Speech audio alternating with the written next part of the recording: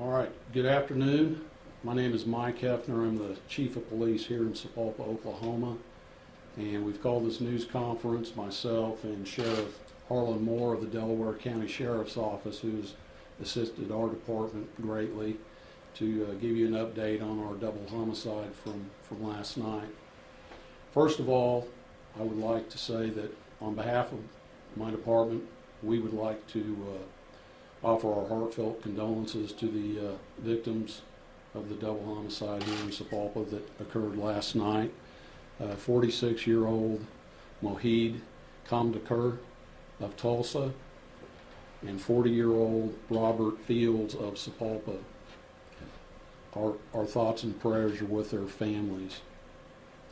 I'd also like to take this time to thank the other agencies that have assisted us during our investigation, including the Creek County District Attorney's Office, the Oklahoma State Bureau of Investigation, the Oklahoma Highway Patrol, of course the Delaware County Sheriff's Office, the Mays County Sheriff's Office, the GRDA Police Department, the Disney Police Department, the men and women of our police department, both patrol and detectives, and our dispatchers who do a phenomenal job.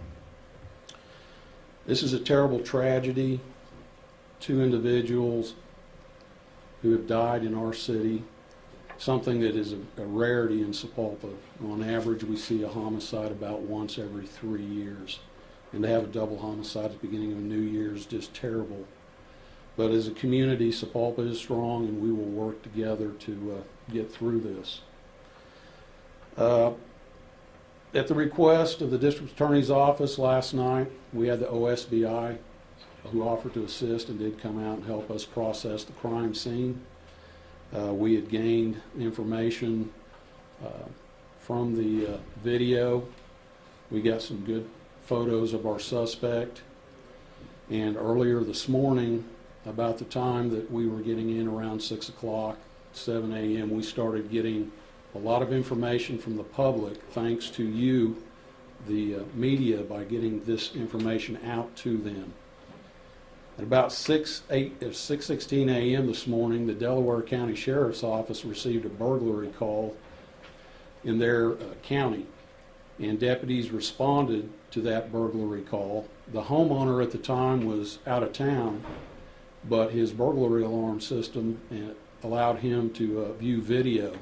And he sees an individual, and the deputies arrive within a short time and later find the suspect, 37-year-old Heath P. Haney of Disney, Oklahoma, at the residence. He is hiding under a front porch. Luckily, at the time, deputies had no idea that Mr. Haney was a suspect in our double homicide. They managed to get him into custody, and later on, after arriving at the sheriff's office with the suspect, our BOLO finally came out to be on the lookout for our suspect in the double homicide that occurred here in Sapulpa at the convenience store at 1601 South Main. The sheriff and his deputies did an outstanding job, and we're extremely thankful that nobody was injured. He was taken into custody without incident. We are still investigating our incident. I don't have a whole lot of other information other than a gun was recovered where Mr. Haney was found to be hiding, and that gun may be a part of our investigation, but I can't give you any definite information on that at this time. Mr. Haney is in custody at this time on charges through the Delaware County Sheriff's Office on burglary charges, I believe, and we are working to bring him back here on our homicide charges. So you believe that he was in the process of a break-in there, and the deputies scared him under the porch? What transpired there, gentlemen? I'm not quite sure.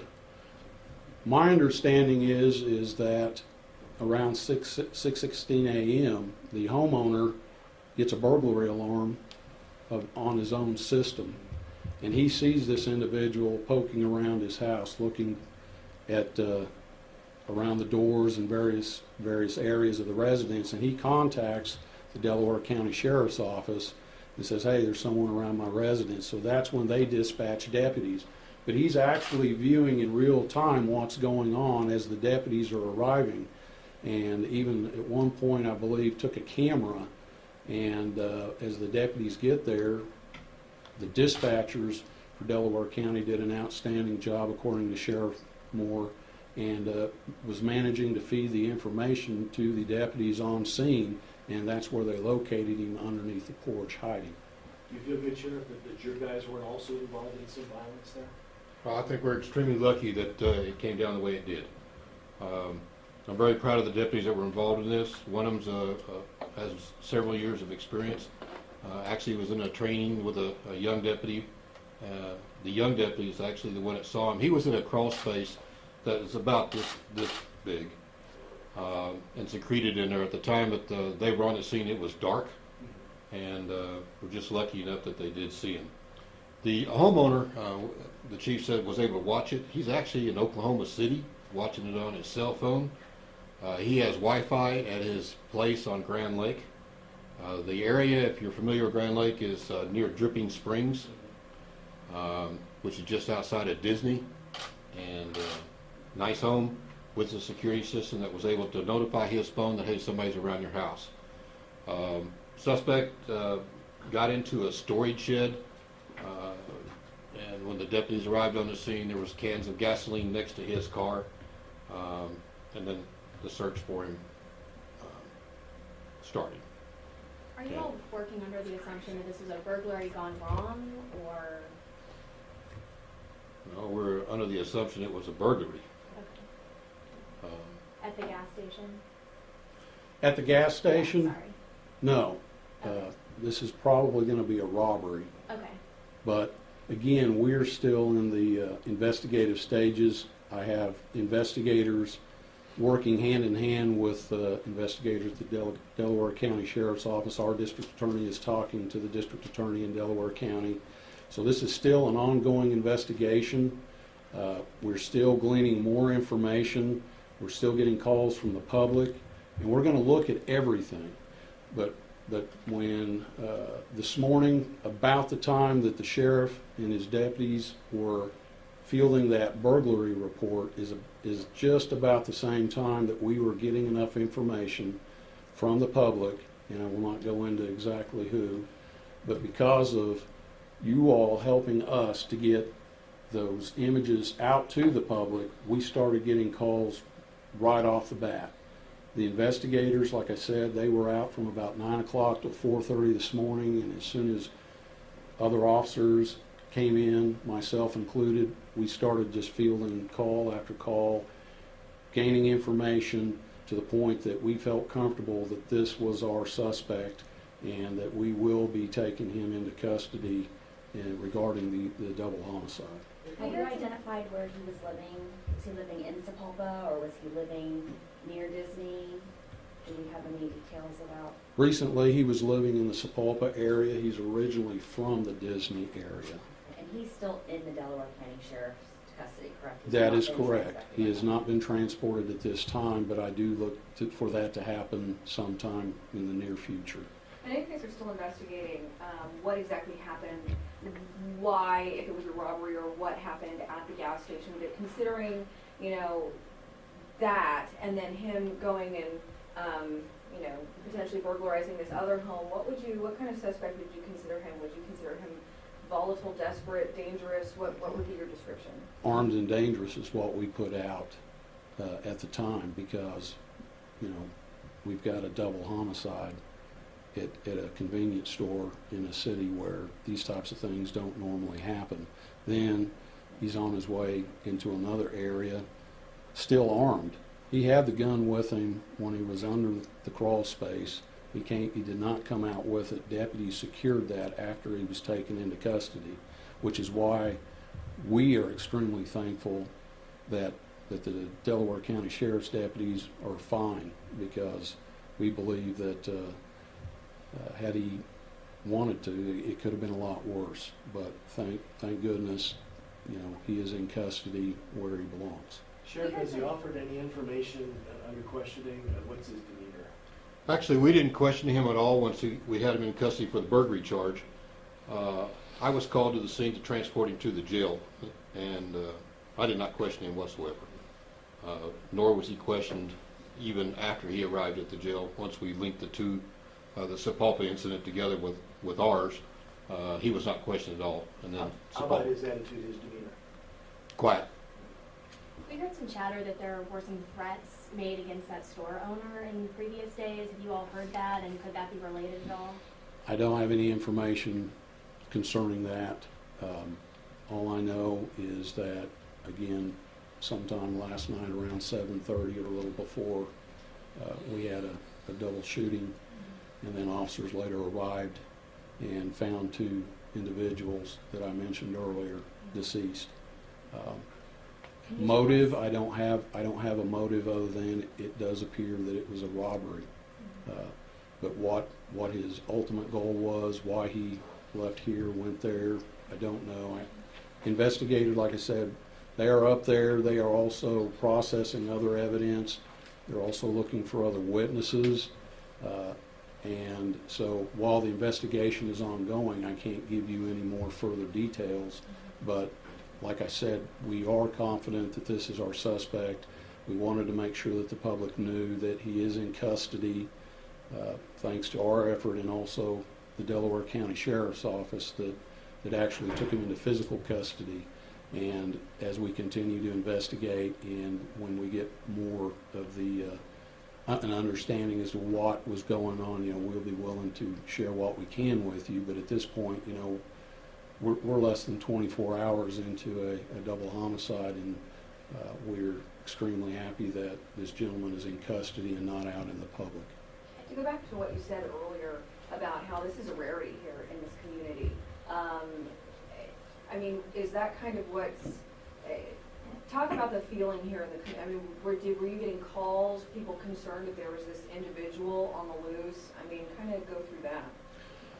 The majority of the calls that I received, and just speaking for me because there were other officers and investigators that were taking calls, we got just people saying, hey, we think this is who this is, and giving us reasons. And of course, we are looking at all of those, and we'll continue to keep looking at any information that is brought in to see if there's anything valid about it. But like I said, I can't speak to that specifically, but basically, the community knows that this is a horrible thing, that we are here to protect and to serve.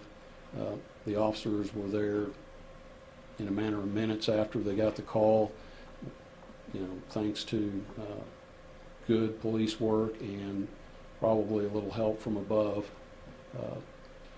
We've got somebody in custody that we believe is responsible for this, and we're going to just have to keep looking. The community has been supportive. They've been cooperative. Like I said, we've had numerous phone calls, and we thank the citizens of our community and the other communities that managed to reach out to us and give us the information that helped us to piece this together, along with what you all did. Like I said, it's really impressive that information can be given to the public, and then the public can turn around and feed information back to us that allows us to do our jobs more efficiently. Do we know what's going to happen with the store? Is it going to shut down, or? I have no idea at this point. Right now, it's secured, and as far as I know, it may still be part of the crime scene. Did it look like there was a struggle inside the store or anything? I'm going to be honest with you. I made no entry into the store itself, so I have no firsthand knowledge. I have not seen footage or photographs from the OSBI who processed the scene. I don't imagine it was a very unpleasant sight. I would just venture to guess, but I can't give you any information on that. And I'm sorry if you already said this, but did the two victims pass away due to gunshot wounds? Yes, ma'am. Are you able to elaborate on what gives us the appearance of a robbery? Was anything missing? I was told there may be an undisclosed amount of money. Again, I don't have that amount, but from what my investigators are telling me, they think that this is probably a robbery. The sheriff just to think that a guy sitting at home on a cell phone seen live surveillance video was able to solve a homicide. I think it's outstanding that that happened. We have several homes around Grand Lake, as you well know, that are weekend places, and this is one of those, I believe. And they all have, or not they all, but I wish they all did, had these great surveillance systems, and this is one of those that this gentleman just happened to pick. It was luck, a lot of luck, and the quick work of my deputies and the information we got from Sapulpa married it all together. I can't help but say it's just a very successful closure. You mentioned he had gasoline next to his vehicle. Possibly he was stealing gas to stay out of gas stations, stay out of sight? That's just a guess. I mean, there was gas cans next to his car. Did not get into the house itself, got into the sheds that are associated with the house. So, I mean, your guess is as good as mine, but I'm thinking he's probably getting some gas. We're hearing a store owner from Bangladesh. Is there any reason to believe that this could be a hate crime? I have no indication of that. I cannot confirm anything like that right now. Can you reveal how many gunshot wounds each victim received? The bodies are at the ME's office. They're doing the official autopsy, but I do believe that we have gunshot victims. Do you know, we heard that they were shot in the head? Cannot confirm nor deny. Again, I did not go into or see the victims myself, and I'm not going to speculate on that. Again, I think that our heartfelt wishes out to the family of these victims, and a big thank you to our community, our law enforcement community, and to our media community. Just like we were talking about the video of the homeowner up in Dripping Springs, the video, and your all's help by getting this out to the public also was a major assistance to our department and our investigators, and hopefully we can work together in the future to prevent and solve these types of crimes. Thank you. Thank you, gentlemen. Anything we missed, left out, filled out? I don't think so. That's pretty much all we had. Appreciate it. Thank you very much. Thank you. Thank you, gentlemen. And you can call probably tomorrow. Like I said, the investigators are still up there, so they may be up there even later. But if we hear anything, or there's something more that we can turn around and release. Any ballpark when you may be coming through? Really don't know. The biggest thing is now that we've got someone in custody, it's most important that these investigators take their time and do a thorough job. Plus, Delaware County has a crime that they are investigating, and we're going to work together to make sure that he answers for both of these crimes. Thank you. When was the city's last homicide? I'm trying to figure out which one the exact. You know, honestly, I could probably go get that for you, but it's been a while. How speculative, how soon on an arraignment? We haven't even got him back into our custody here in Creek County. I'm sure that once we do get him back here, the investigators will get an affidavit put together, and he'll be taken to the county and arraigned as soon as possible. You know, we have, once we get him here, about 48 hours to get him in front of the district judge, so it'll be very quickly once they get back. And again, we're still gathering more information that's assisting us, so we want to keep working at that. Thank you, gentlemen and ladies. I apologize. Thank you.